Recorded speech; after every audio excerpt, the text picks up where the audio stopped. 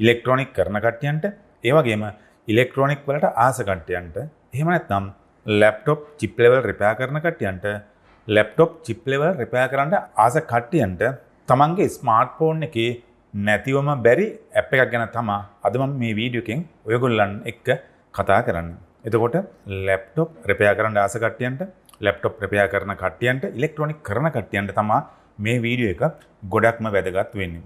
තමන්ගේ ඉලෙක්ට්‍රොනික වැඩ ගොඩක් පහසුවෙන් කරගන්න මේ ඇප් එක ගොඩක් උදව් වෙනවා. අපි බලමු මොකද්ද මේ ඇප් එක, අපි කොහොමද ඒක ඉන්ස්ටෝල් කරගන්නේ කියලා.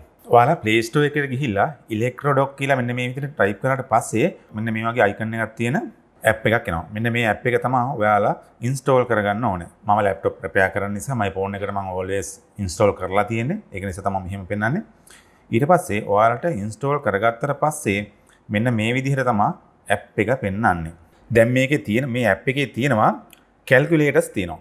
pin out එක තියෙනවා. resources තියෙනවා. plugins තියෙනවා. ඔයාලට මේ ඇප් එක ගොඩක් වැදගත් වෙනවා. ඔයාලට මේකේ paid version එක ගන්නත් පුළුවන්. එහෙම නැත්නම් free version එක පාවිච්චි කරන්නත් පුළුවන්. සාමාන්‍යයෙන් අපිට free version එක ගොඩක් වැදගත් වෙනවා. right. අපි බලමු ඉස්සෙල්ලාම calculators කියන option එකේ මොනවද තියෙන්නේ කියලා. right. මෙතන බලන්න දැන් resistor color code තියෙනවා. ඔයාලා වැඩ කරගෙන යනකොට ඔයාලට resistor එකක value එක එහෙම නැත්නම් අගය හොයන්න ඕනේ. ඒතර අපි resistor එකේ සාමාන්‍යයෙන් color code එකක් තියෙන්නේ. SMD resistors නෙමෙයි. color code එකක් තියෙන්නේ. color code එක අනුව තමයි අපි resistor එකේ value එක තෝරගන්නේ.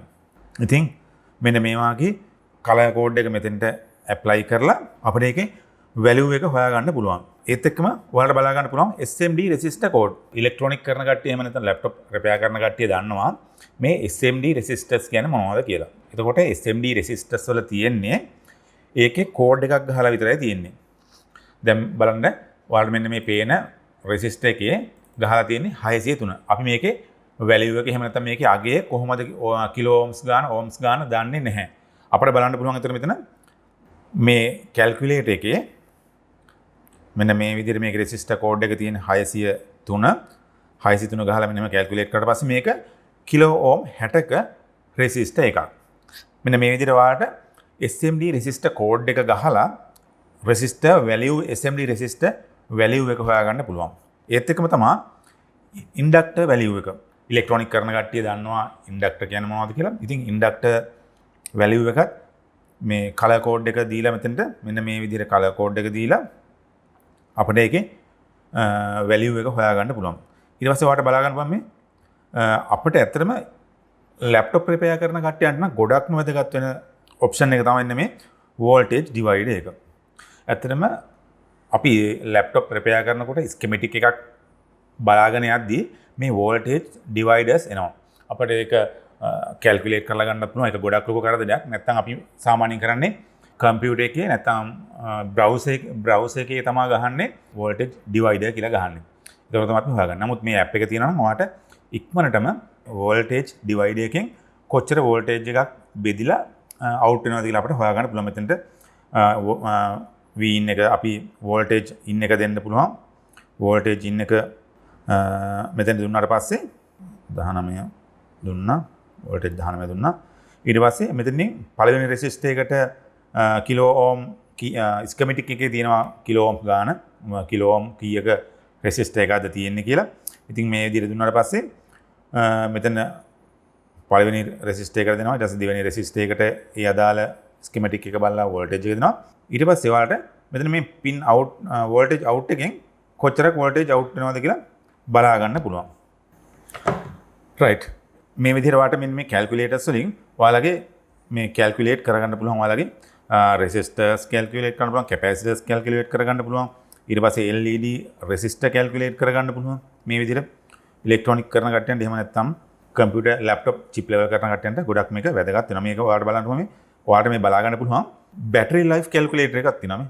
මේ battery life calculator එකකුත් මේකත් ඔයාලට ගොඩක් වැදගත් වෙනවා. right. ඊට පස්සේ තව තියෙනවා voltage drop calculator. මේකත් ඔයාලට ගොඩක් වැදගත් වෙනවා. material එක අනුව ඊට පස්සේ wire size එක අනුව කොච්චර voltage එකක් drop වෙනවද කියලා අපිට බලා ගන්න පුළුවන්. right. ඊට පස්සේ තවත් වැදගත්ම එකක් තමයි මේකේ pin out කියන option එක. මෙතනින් ඔයාලට බලා ගන්න පුළුවන් USB port එකේ pin out එක බලා ගන්න පුළුවන්. මේ ඔයාලට ගොඩක් වැදගත් මේක. USB port එක pin out එක අපිට මෙතනින් බලා ගන්න පුළුවන්. ඒත් එක්කම serial port ඔයාලා දන්නවා කම්පියුටර් කරන කට්ටිය serial port එක කියන්නේ මොකක්ද කියලා දන්නවා. parallel port එක මොකක්ද කියලා දන්නවා. මේ parallel port එක කියන්නේ printer එකට එන printer cable එක.